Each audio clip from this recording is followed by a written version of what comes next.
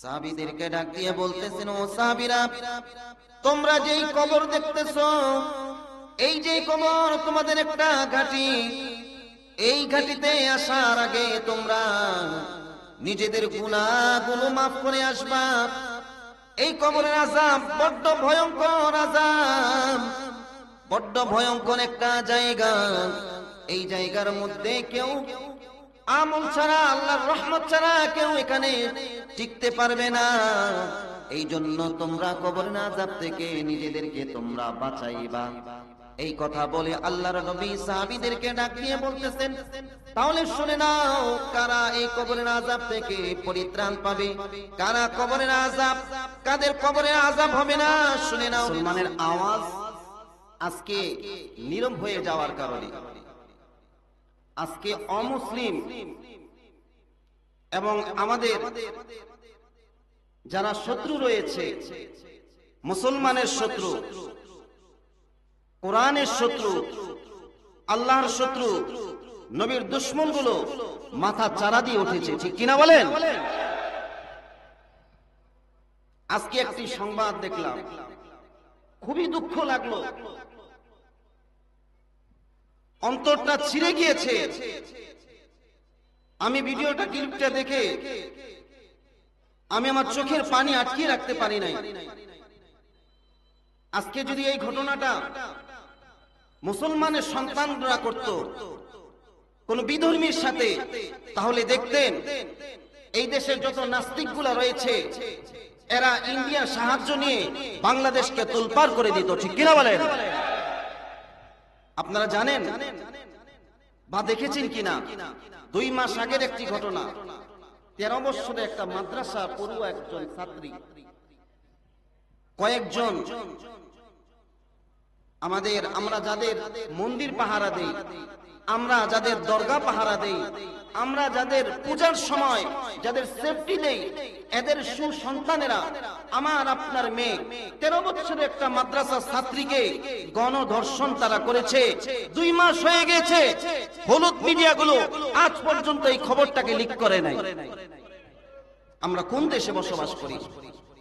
আজকে আপনি করতেন, আমি করতাম, দেখতেন হলুদ মিডিয়াগুলো কিভাবে গোটা দুনিয়াকে তোলপাড় করে দিয়েছে, ঠিক কিনা বলেন? আজকে এই মাহফিলে কথা বলার আগে একটা প্রতিবাদ করি, এই খবরটা যেখানেই যাবে প্রত্যেকটা ঘর থেকে, প্রত্যেকটা এলাকা থেকে, প্রত্যেকটা মসজিদের মিম্বার থেকে এর আওয়াজ তোলা উচিত যে আমাদের মেয়ে, আমাদের সন্তানকে তারা কিভাবে মুসলমানের দেশে থেকে কিভাবে গণধর্ষণ করে এখন পর্যন্ত জমিনের মধ্যে তারা খোলা মুক্ত হাওয়াতে ঘুরতেছে। আমরা চাইবো অতি সত্বর আসামিগুলোকে ধরে জনগণের সম্মুখে বাইতুল মুকাররমে এনে তাদেরকে ফাঁসির কাষ্ঠে দেখতে চাই, ঠিক কিনা বলেন? আজীব ভালো।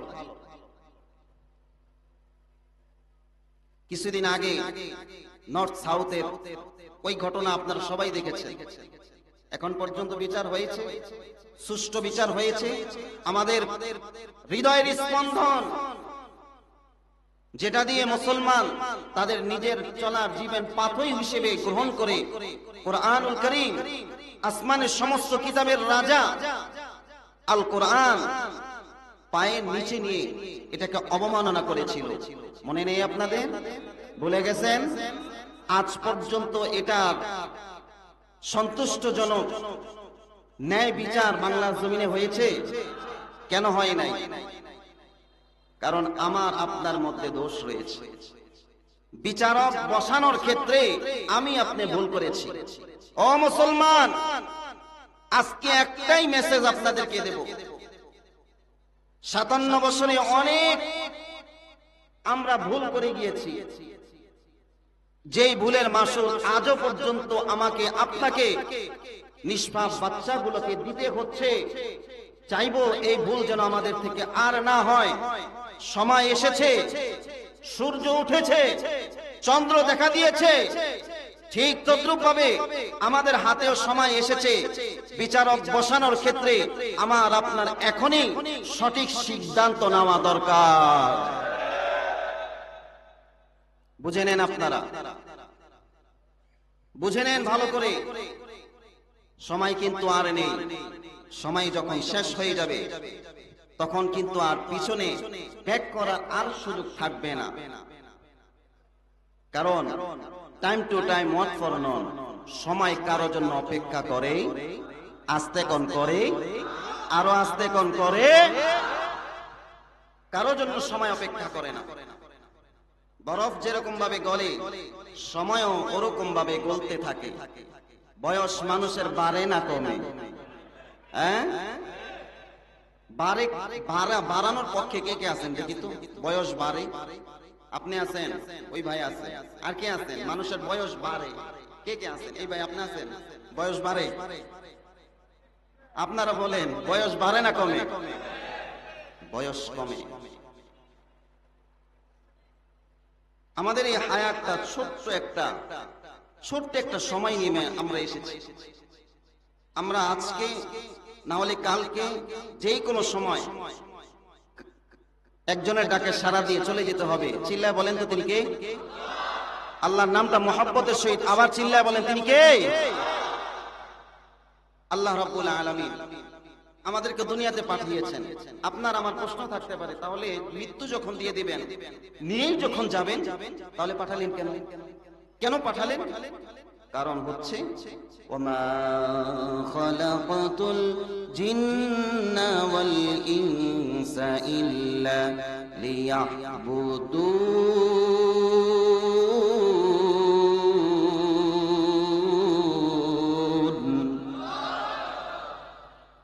আল্লাহ রাব্বুল আলামিন আমাকে আপনাকে পাঠিয়েছেন এবং আমাদের সাথে জিন্নাতদেরকে পাঠিয়েছেন ইবাদত করার জন্য একজনের।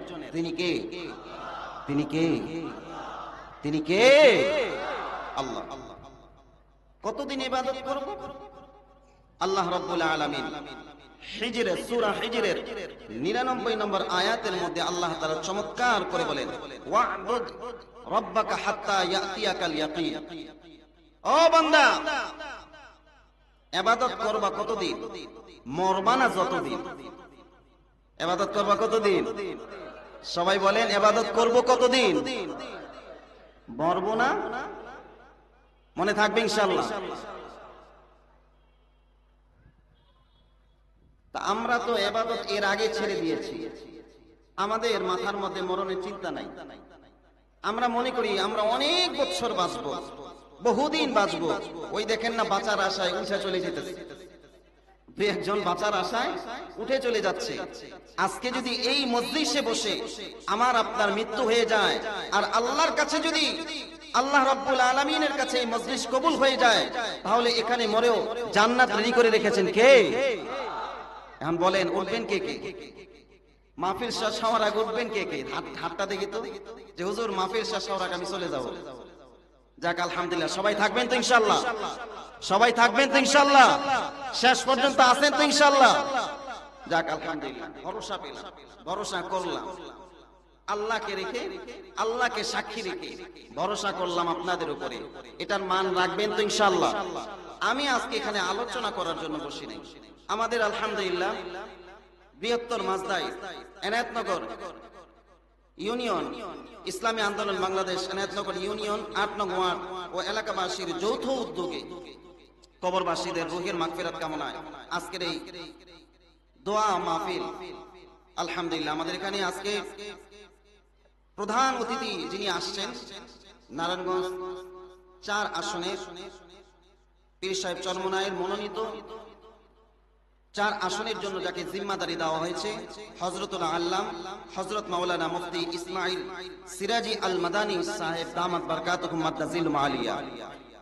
এবং আমার পরে যিনি আসবেন, বাংলাদেশে আলোড়ন সৃষ্টিকারী বক্তা এবং বাতিলের আতঙ্ক যাকে বলা হয়, আপনারা আসলে, উনি আসলে, ওনার কথা শুনলে বুঝবেন আপনারা যেমন আলেম আল্লাহ রাব্বুল আলামিন তেমন রূহ, এবং বাতিলের ভয় করার মতো আল্লাহ তাআলা তার মধ্যে সেই সিফাত, সেই গুণাগুণ আল্লাহ রাব্বুল আলামিন কুদরতিভাবে ঢেলে দিয়েছেন। সবাই বলি আলহামদুলিল্লাহ।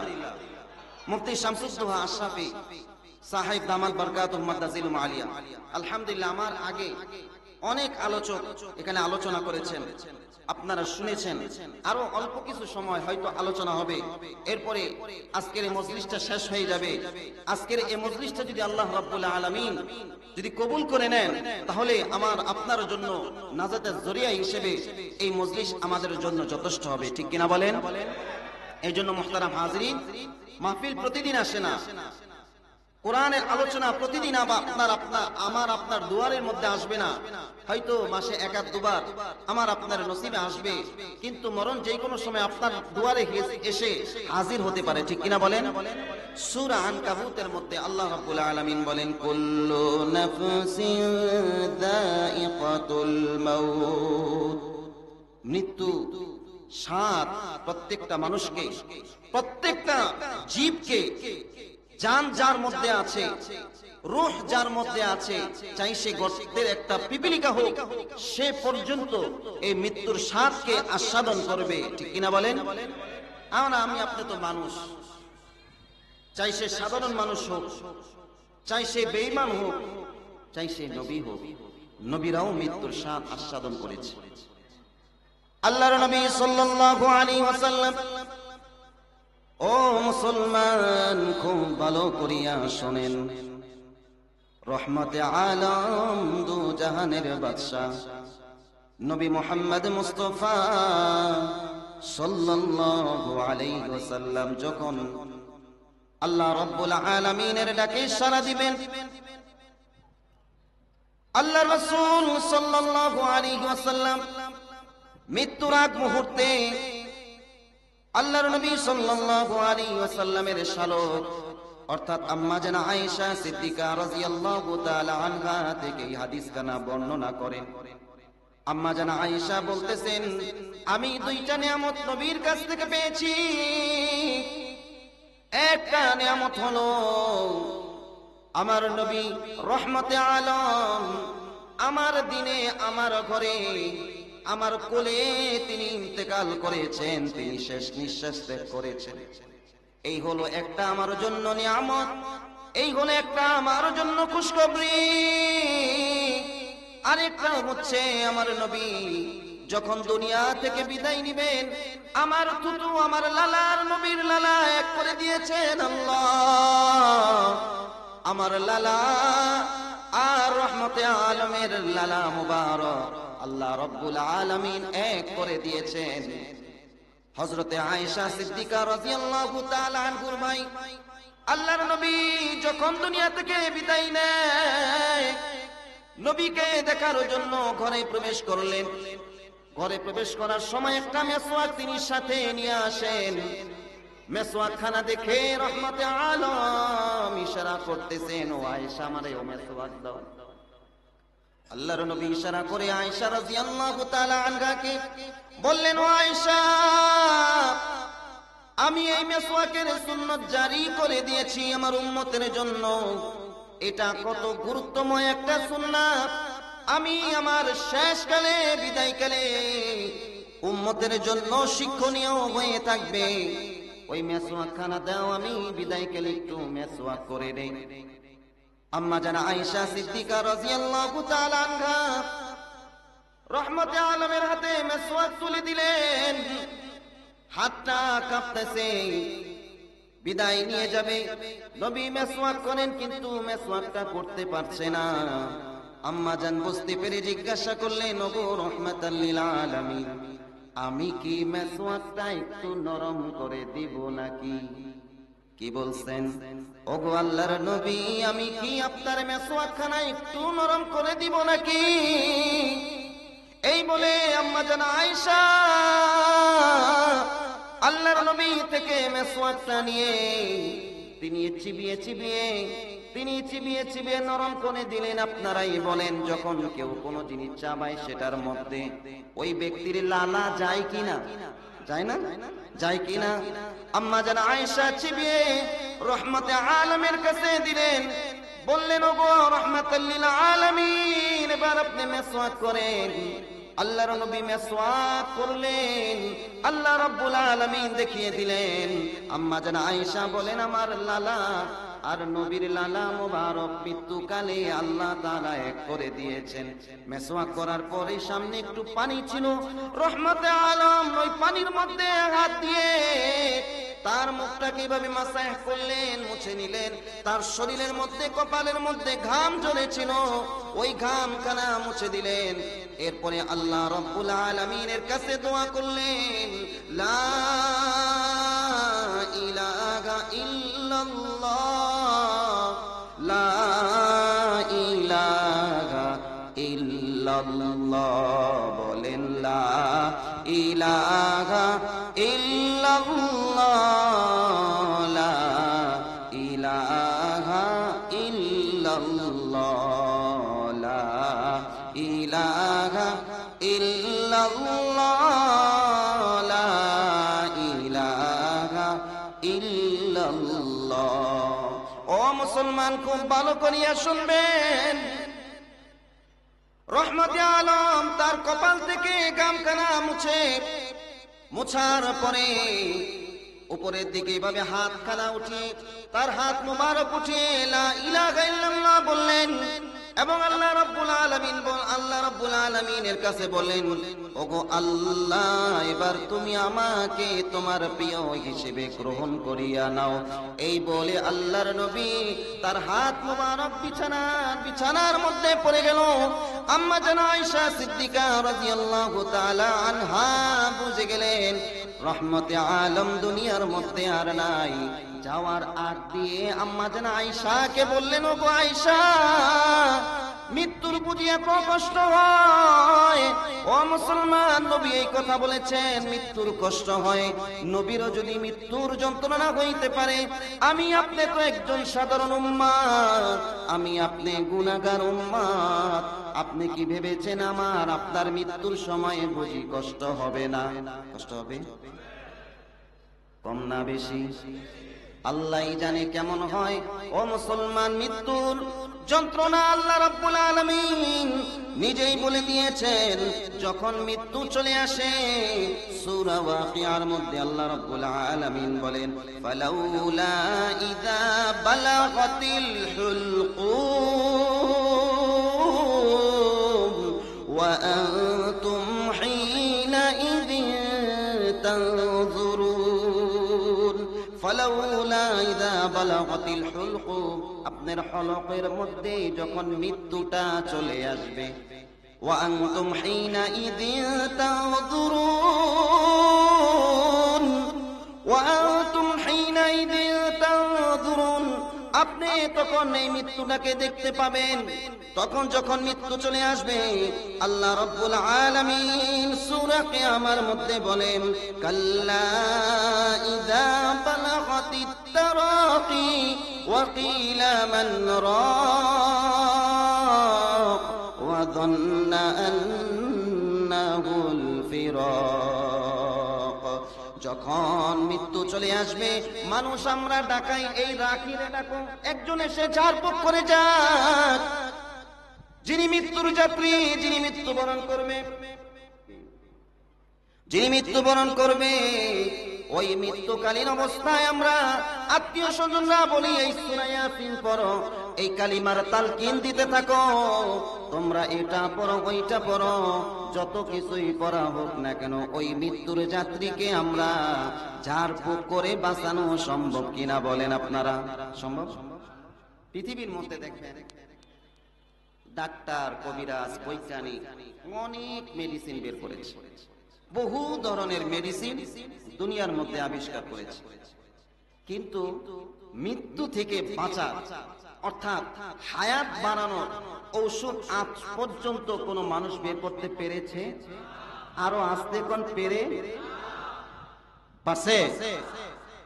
পারবে? সম্ভব না? না, কেমনে কোন নাম, জোরে কোন সম্ভব? হ্যাঁ, কি একটা মেন কথা। একটু এই সামনে আসেন, মানুষ ভরে যাচ্ছে, আসেন সামনে আসেন, মজলিস বসান। লা ইলাহা ইল্লাল্লাহ, লা ইলাহা ইল্লাল্লাহ, লা ইলাহা ইল্লাল্লাহ, লা ইলাহা ইল্লাল্লাহ। আসমানের মালিক যেই আল্লাহ, জমিনের মালিক সেই আল্লাহ। লা ইলাহা ইল্লাল্লাহ, লা ইলাহা ইল্লাল্লাহ, লা ইলাহা ইল্লাল্লাহ, মুহাম্মাদুর রাসূলুল্লাহ সাল্লাল্লাহু আলাইহি ওয়াসাল্লাম। মুহতারাম হাজিরিন, মরবত সবে আসলে আল্লাহ রাসূল সাল্লাল্লাহু আলাইহি ওয়াসাল্লাম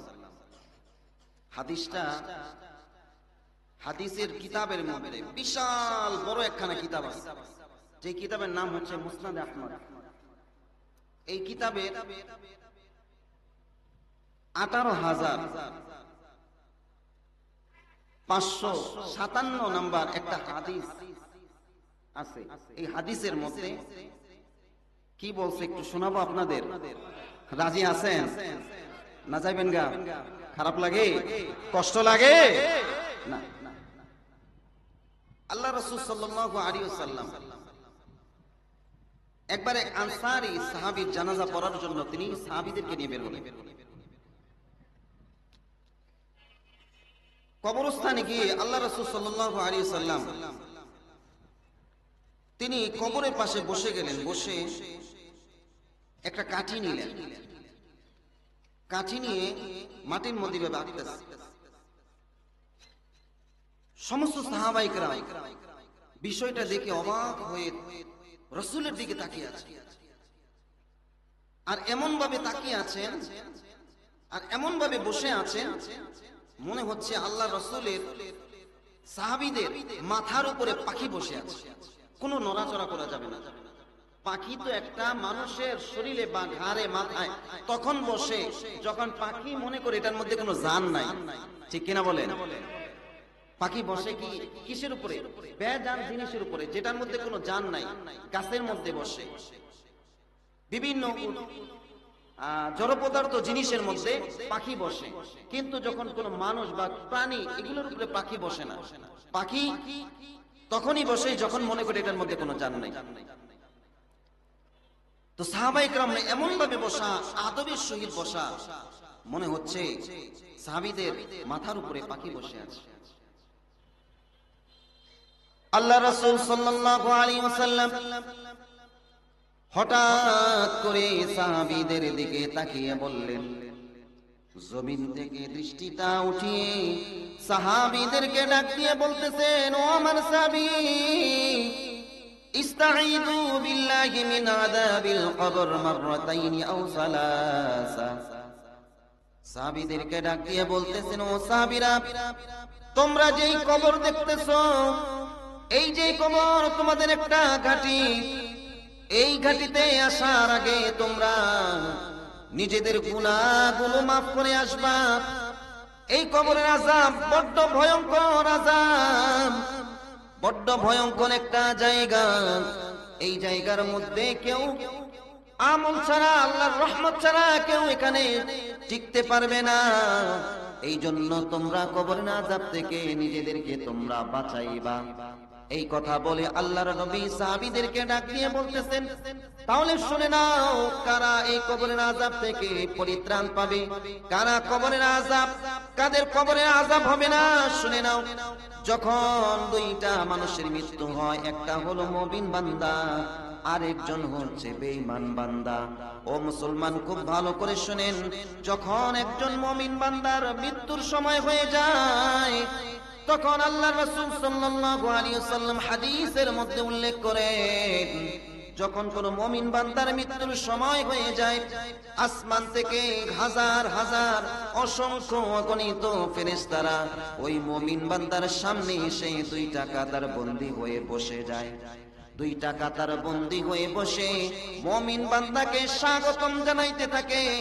আর মালাকুল মাউত এসে ওই মুমিন বান্দার মাথার পাশে আদবের সহিত বসে যায়, আর তাকে ডাক দিয়ে বলেন, ইয়া আইয়াতুহান নাফসুল হামিদা, ও ও পবিত্র আত্মা উখরুজি ইলা রাব্বিকি রাদিন আনকি গায়রি গাদবা ওয়া মাগফিরাতিন মিনাল্লাহ।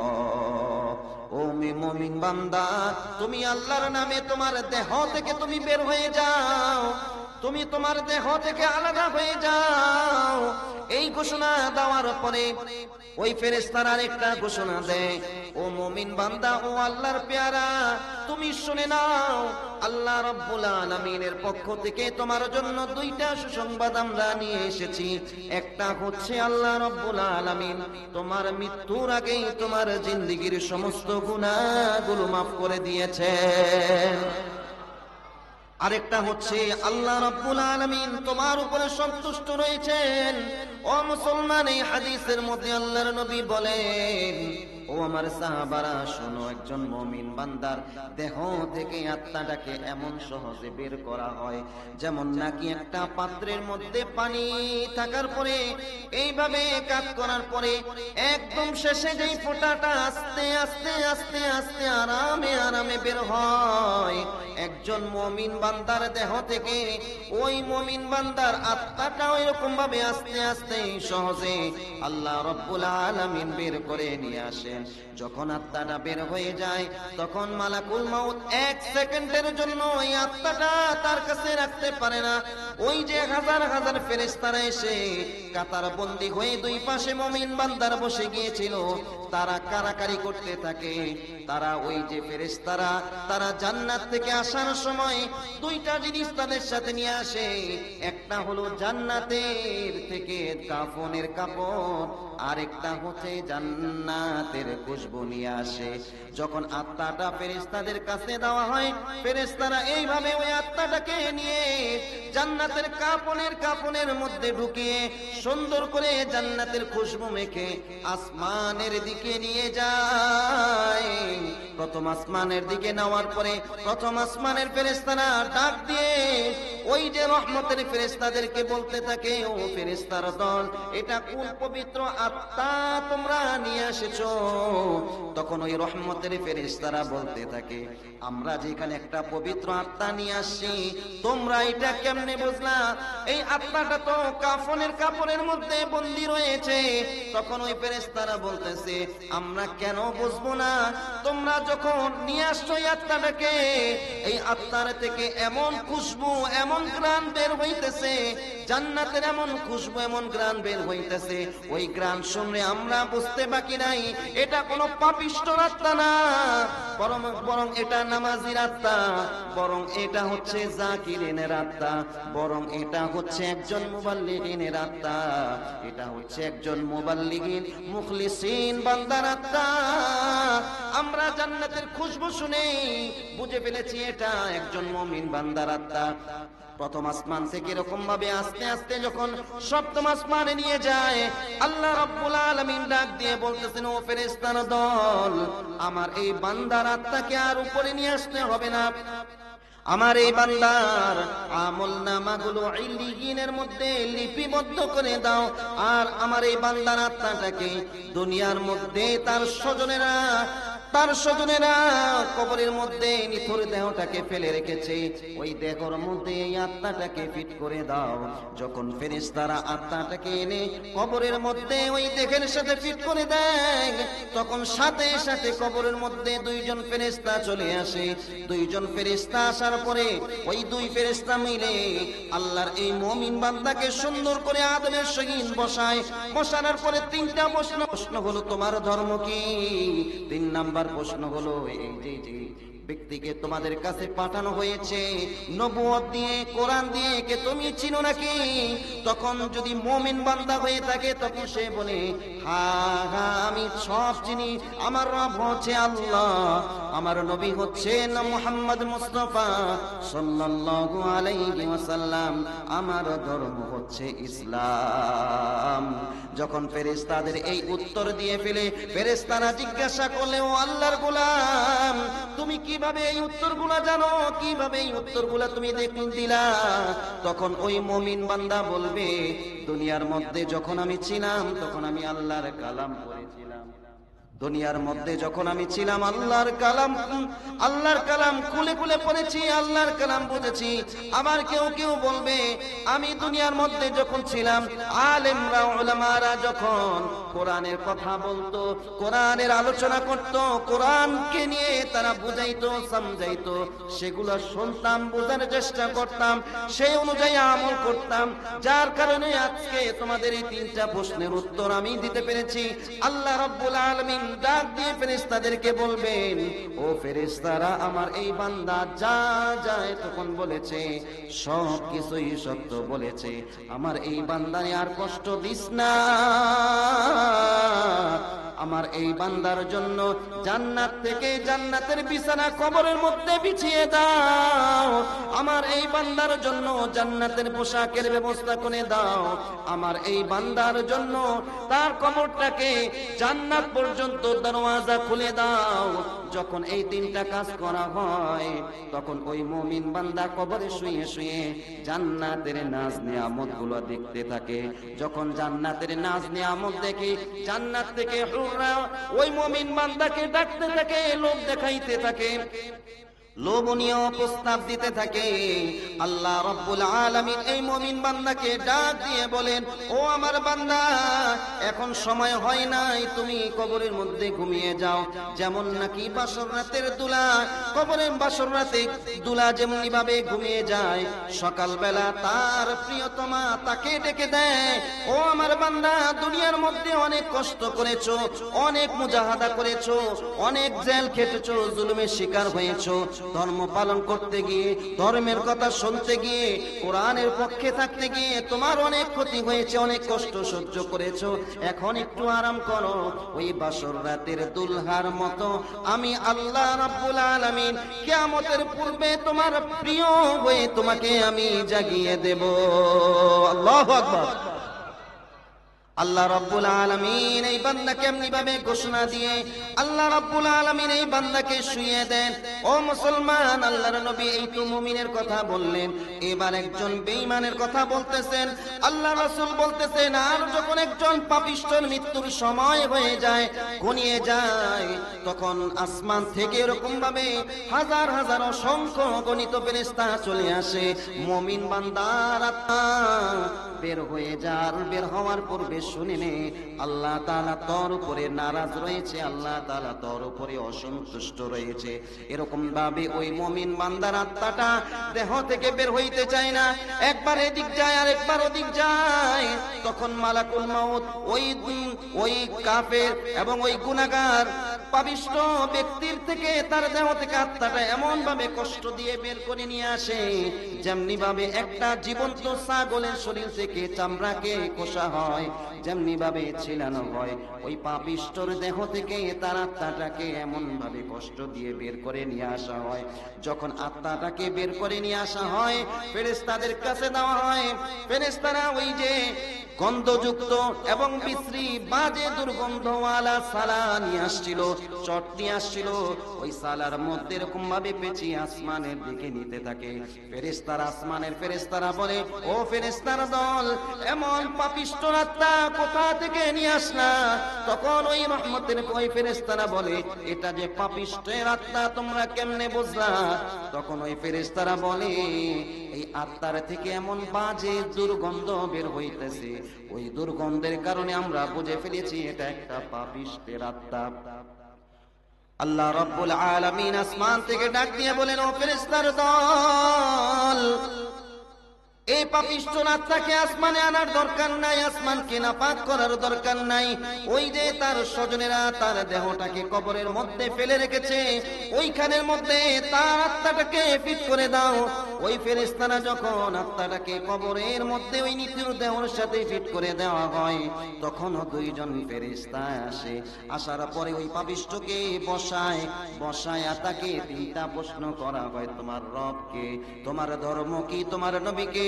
তখন ওই পাপিষ্ঠ ব্যক্তি বলেন, হা হা লা আদরি, আমি জানি না আমার রব কে, আমার নবী কে, আমার ধর্ম কি, কিছুই সে বলতে পারে না। তখন আল্লাহ রাব্বুল আলামিনের ফেরেশতারা ওই পাপিষ্ঠকে বলতে থাকে, আলাম ইয়াতিকুম নাযীর, তোমাকে সতর্ক করার জন্য কি দুনিয়ার মধ্যে আমি কাউকে পাঠাই নাই? তোমার কাছে কি আমি কোরআন পাঠাই নাই? তোমার কাছে কি আমি আলেম ওলামাদেরকে পাঠাই নাই? তখন সে একভাবে বলবে যে না না, কোনো আলেম ওলামার কাছ থেকে আমি কিছু শুনি নাই। আবার বলতে এরকম রিওয়ায়াত আছে, আমি তাদেরকে বলতে শুনেছি, আমি তাদের কাছ থেকে সব কিছু শুনেছি কিন্তু আমল করি নাই, নামাজ পড়ি নাই, নামাজের কথা শুনেছি, নামাজ বাদ দিয়েছি। সুদ খাওয়া যে এটা পাপ, এটা আমি শোনার পরে ওইটা ছাড়ি নাই। ঘুষ খাওয়া যে এটা পাপ, এটা শোনার পরে আমি এটাকে ছাড়ি নাই। নেশা করা যে এটা পাপের কাজ, এটা শুনেছি কিন্তু আমি আমল করি নাই। আলেম ওলামাদের সাথে দুশমনি করেছি, সে অকপটে স্বীকার করবে। ওই স্বীকার করার পরে আল্লাহ রাব্বুল আলামিন বলবেন, আমার বান্দা এই পর্যন্ত যা কিছু বলেছে সব মিথ্যা বলেছে। আল্লাহ রাব্বুল আলামিন ফেরেশতাদেরকে হুকুম করবে, আল্লাহ রাব্বুল আলামিন বলবেন এই পাপিষ্টের জন্য তার কবরটাকে, তার কবরের মধ্যে জাহান্নামের বিছানা বিছিয়ে দাও, আর তাকে তোমরা জাহান্নামের পোশাক পরিয়ে দাও, আর তার কবরটাকে জাহান্নামের দরওয়াজার সাথে ফিট করে দাও। এটা বলার পরে ওই ফেরেশতারা তার কবরটাকে পুরা জাহান্নাম বানিয়ে দিবে। ওই কবরের সাইডেও আগুন, তার নিচেও আগুন, ছাদের মধ্যেও আগুন। আল্লাহ রাব্বুল আলামিন তাকে আযাব দেওয়ার জন্য হুকুম করবেন। আমি এক বর্ণনার মধ্যে বেনামাজির কথা, শাস্তির কথা পড়তে গিয়ে এটা পড়েছি, যেই বেনামাজি, ওই বেনামাজির কবরটা এমন হবে, ওই বেনামাজি যারা নামাজ পড়ো ও মুসলমান খুব ভালো করে শোনো, এই যে তোমরা নামাজ বাদ দাও, কামের দোহাই দাও, যে কামের কারণে, কাজের কারণে নামাজ পড়তে পারি নাই, আমার নাইট ডিউটি হয়েছে নামাজ পড়তে পারি নাই, সারাদিন রিক্সা চালিয়েছি নামাজ পড়তে পারি নাই, ও রিক্সাওয়ালা ভাই, ও আমার শ্রমিক ভাইরা খুব ভালো করে শুনবেন, কাজের দোহাই দিয়ে যে নামাজ বাদ দেন, আল্লাহ রাব্বুল আলামিন কিন্তু নামাজের জন্য আমাকে আপনি ছাড় দিবে না। ওই বেনামাজির জন্য শাস্তি কি? ওই বেনামাজিকে যখন কবরের মধ্যে রাখা হবে, কবরের দুই পাশ দিয়ে এমন ভাবে চাপ দিবে, চাপের কারণে এক পাজরের হাড় আর এক পাজরের মধ্যে লেগে যাবে, আর ওই বেনামাজির কবরের মধ্যে পুরোটা আগুন জ্বালিয়ে দিবে। একটা বড় একটা সাপ সেখানে ফিট করে দেওয়া হবে, যেই সাপের মধ্যে কোন কোন বর্ণনার মধ্যে আছে সাপের তো দুইটা চোখ থাকে, ওই সাপের মধ্যে 12টা চোখ দিয়ে দেওয়া হবে। সাপের নখগুলো এরকম ভাবে লোহার করিয়ে দেওয়া হবে, একটা ছবল মারবে, ছবল মারার সাথে সাথে সে 70 হাত মাটির নিচে চলে যাবে। এরকম ভাবে বেনামাজির কবরের মধ্যে শাস্তি দেওয়া হবে। আল্লাহর নবী সাল্লাল্লাহু আলাইহি ওয়াসাল্লাম এই হাদিসটা কেন বলেছেন? আরেক বর্ণনার মধ্যে আসছে, কবর সব সময় আমাকে আপনাকে ডাক দিয়ে বলেন, আনা বাইতুল ওয়াহদা, ও মুসলমান ও আল্লাহর গোলাম, আমি হলাম একাকিত্বর ঘর, আমার কাছে আসার আগে তুমি তোমার সঙ্গী নিয়ে আসবা। আনা বাইতুল গুরবা, আমি হলাম অন্ধকারের ঘর, আমার কাছে আসার আগে, আমার কাছে আসার আগে বাতি নিয়ে আসো। আনা বাইতুত তুরাব, আমি হলাম মাটির ঘর, আমার কাছে আসার আগে চিন্তা ভাবনা করে তুমি আসবা। ও মুসলমান, কবরে যে যাব, কবরের সামান আমরা অর্জন করেছি কিনা? আল্লাহ রাব্বুল আলামিন বলেন, কবরের সামান অর্জন করতে হলে আল্লাহ রাব্বুল আলামিন সূরা বনী ইসরাঈলের শেষ আয়াতের মধ্যে বলেন, ইন্নাল্লাযীনা আমানু ওয়া আমিলুস সালিহাতি কানাত লাহুম জান্নাতুল ফিরদাউসি নুজুলা খালিদিনা ফিহা লা ইয়াবগুনা আনহা হিওয়ালা খালিদিনা ফিহা লা ইয়াবগুনা আনহা হিওয়ালা। কবরে যাওয়ার জন্য দুইটা জিনিস অত্যন্ত জরুরি। একটা হচ্ছে ইন্নাল্লাযীনা আমানু, এক নাম্বার কাজ কি? ঈমান আনো। কি আনা? আস্তে কোন, আওয়াজ হয় নাই। কি আনা? কার উপরে? কার উপরে? লিল্লাহি তাকবীর, লিল্লাহি তাকবীর, লিল্লাহি তাকবীর। আল কোরআনের আলো, আল হাদিসের আলো। কোরআন হাদিস যেখানে, শয়তান আছে যেখানে, শয়তান আছে যেখানে, আল্লাহ আছে যেখানে, নারায়ে তাকবীর, নারায়ে তাকবীর, নারায়ে তাকবীর। ঘুম গেছে? গেছে নি ঘুম? কি কোন রে, ঘুম গেছে? জোরে বলবেন না, জোশ না হইলে কি কথা আসে? আলহামদুলিল্লাহ। কষ্ট দিতেছি না? অনেক কষ্ট হইতেছে। তাহলে কবরে যাওয়ার জন্য সামান কয়টা? কয়টা? এক নাম্বার ঈমান আনা। এক নাম্বার কি? ঈমান আনবো কয়টা জিনিসের উপরে? এটা আমরা একদম ছোটবেলায় পড়ছি। আমানতু বিল্লাহি ওয়া মালাইকাতিহি ওয়া কুতুবিহি ওয়া রুসুলিহি ওয়াল ইয়াউমিল আখির ওয়াল কদরি খায়রিহি ওয়া শাররিহি মিনাল্লাহি তাআলা ওয়াল বা'সি বা'দাল মাউত। ঈমানে মুজমাল, ঈমানে মুফাসসালের মধ্যে আমরা পড়েছি। আমি যদি জিজ্ঞাসা করি, বলেন তো 5টা কালিমা কে কে পারেন? হাত তুলেন না, লজ্জা দেব না। আপনাদেরকে লজ্জা দেওয়ার জন্য বসাই নাই, শিখানোর জন্য। এটা একটা ক্লাসের মতো। I consider this programme is a class. এটা একটা কি শিক্ষণীয় একটা বৈঠক। আমরা এখানে কিসের জন্য আসছি? শিখার জন্য আসছি, কিছু নেওয়ার জন্য আসছি, ঠিক কিনা? এখানে আসছি কিছু নিয়ে যাবো। রাজি আছি ইনশাআল্লাহ? তাহলে কবর থেকে তাহলে কবর থেকে বাঁচার জন্য 1 নাম্বার সামান কি? 2 নাম্বার সামান হচ্ছে আমল করা। কি করা? ইন্নাল্লাযীনা আমানু, ঈমান আনো। ও মুসলমান, ঈমান আনো। কেমন ঈমান আনবা? সূরা বাকারা 13 নম্বর আয়াতের মধ্যে আল্লাহ রাব্বুল আলামিন বলেন, আমিনু কামা আমানান নাস, আমিনু কামা আমানান নাস। ঈমান আনো যেমনি ভাবে সাহাবায়ে কেরাম ঈমান এনেছেন, যেমনি ভাবে আব্দুল্লাহ ইবনে তামির ঈমান এনেছেন, যেমনি ভাবে কাফেরদের ঘরে আমাদের ঐতিহ্য, আমাদের গর্বিতা মা বোনেরা ঈমান এনেছেন। ফেরাউনের ঘরে থেকে যেমনি ভাবে তার স্ত্রী ঈমান এনেছেন। আল্লাহ রাব্বুল আলামিন বলেন, যদি ঈমান আনতে হয় তাদের মতো ঈমান আনো। সাহাবীদের ঈমান কেমন ছিল? তারা ঈমান আনার পরে ঈমান নষ্ট হওয়ার জন্য কোনো কাজ করেন নাই। একটু আপনারা উদাহরণ শুনেন। প্রধান বক্তা বসার আগে আগে দেখি না আমি আপনাদেরকে একটু শুনাইতে পারি কিনা। হযরতে সুমাইয়া রাদিয়াল্লাহু তাআলা আনহা এবং তার ছেলে আম্মার রাদিয়াল্লাহু তাআলা আনহু ঈমান গ্রহণ করার পরে রাস্তা দিয়ে যায়।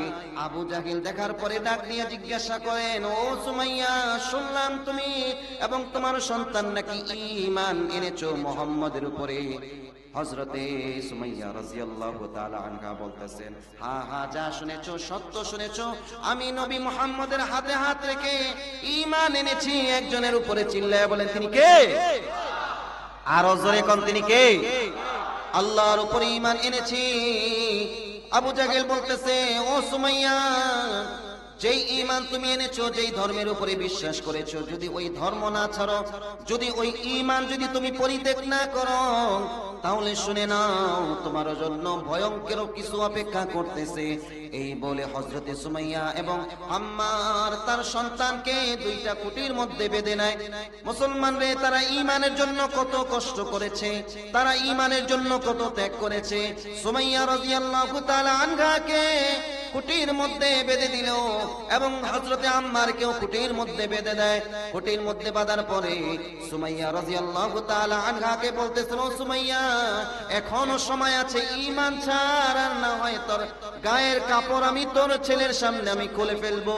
ও মুসলমান, এই কথা বলার পরে আম্মার রাদিয়াল্লাহু তাআলা আনহুকে ডাক দিয়ে বলেন, আম্মার, ঈমান ছাড়ো, না হয় তোমার সামনে তোমার মায়ের শরীর থেকে কাপড়কে খুলে ফেলবো। এই বলে যখন ঘোষণা দেয়, সুমাইয়া রাদিয়াল্লাহু তাআলা আনহা বলতেছে, আমি ও আম্মার, ঈমান ছাড়বা না। এই কাফেরের কথায় আমার যা হওয়ার হয়ে যাবে, কিন্তু ঈমান ছাড়া যাবে না। আমার যদি আজকে এখানে মরণ হয়, তারপরেও ঈমান ছাড়বা না। আমার যদি আজকে এখানে যা কিছু হোক, তাহলে ঈমান ছাড়বা না। সবাই বলি নারায়ে তাকবীর, নারায়ে তাকবীর। প্রধান অতিথির আগমন, প্রধান অতিথির আগমন। সিরাজি সাহেবের আগমন মাঝদারবাসীর পক্ষ থেকে, মাঝদারবাসীর পক্ষ থেকে, আলেম ওলামাদের পক্ষ থেকে, ওলামা মাশায়েখ জাতীয় ওলামা মাশায়েখ ইমাম পরিষদের পক্ষ থেকে